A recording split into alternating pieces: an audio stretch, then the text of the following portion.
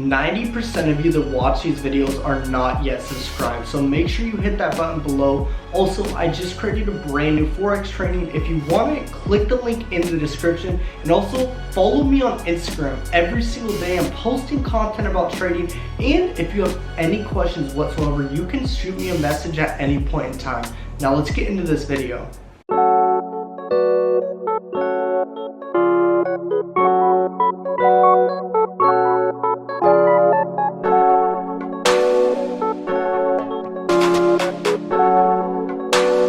All right, let's get down to business, guys. Today was very choppy in the markets, and I've noticed lately it's just very unpredictable, especially at the open of the market for the first 30 minutes.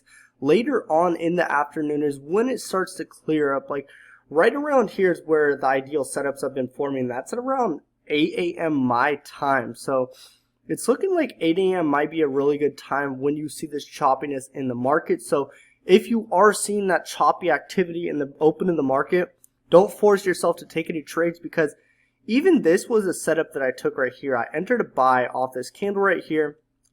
I thought this was a false breakout, then it was going to come down and it was just going to explode to the upside. So I entered a buy off this candle right here. A lot of confirmation. I did get a nice reaction to the upside, and then I had my stops at my entry where I entered it, and they just got blown out. We ran this level right here for people that were entered into the markets, and the markets just are very choppy today. It's really annoying trading these types of conditions. So what I recommend that you guys do is kind of wait till that choppiness ends and wait for a more predictable time. So that time is looking around like 8 a.m. and I've noticed that in the past, like 7:30, 8 a.m. is when the market starts to die down a little and slows down, and there isn't much choppy price action like that. And also you need to take into consideration that the markets are very unpredictable right now with everything going on in the US economy. So it's playing a major part as well in that.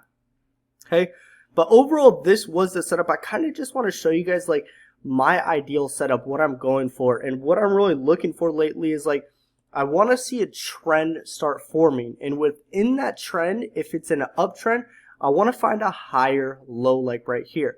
And then if it's in a downtrend, let me see if I can find a downtrend yesterday.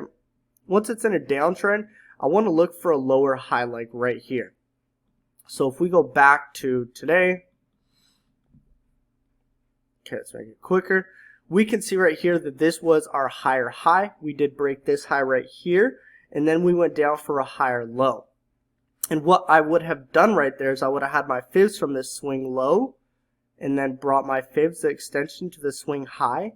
And if you guys do not have my Fib settings, here is my settings right here if you want to take a screenshot right now. Then also take a screenshot right now. Okay, set up those exact levels on your Fibonacci's on TradingView, and if you don't have the indicator, just go right here and type in Fib, and then it will be, why is it not pulling up? I think it might be this one. I don't know why it's not pulling up like that. That's weird. Or actually, I'm dumb. It's not an indicator. It's right here, guys. Just go right here and it's Fib retracing. I'm so confused right now. But we can see right here that I brought my 100% at the low and then my 0% at the high. That's how we would do it if it were in an uptrend. And then we're going to look for our levels to be hit. So our levels for optimal entry, if you're having a buy limit or sell limit, I really don't use pending orders at all.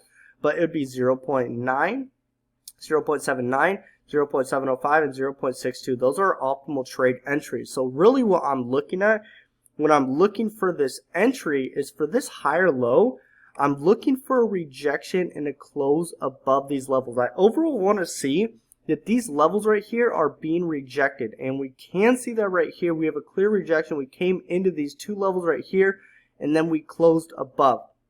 So just right there on that candle, that's where my confirmation would have came. So this is my confirmation right here, a little playback. I'm like, all right, perfect. That's really good confirmation right there. I'm going to go long, meaning I'm going to buy. I'm going to enter at this market or this candle's closure. And what I'm going to do is have my stops right below the 0% just to be safe. I don't think that it's going to test these levels anymore, but it might. And then we always use our take profit at the negative 0.27. That's where our take profit is. I don't know why my nose is so itchy right now, guys.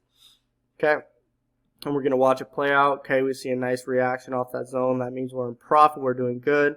And we see a nice reaction. This is when we know, like, yo, the bag's being secured. Trail our stops to entry. Let's close 50% profits, and let's just let this trade ride out. Boom, take profit hit. So in a matter of 5, 10, 15 minutes, our take profit was hit for 2,000 pips.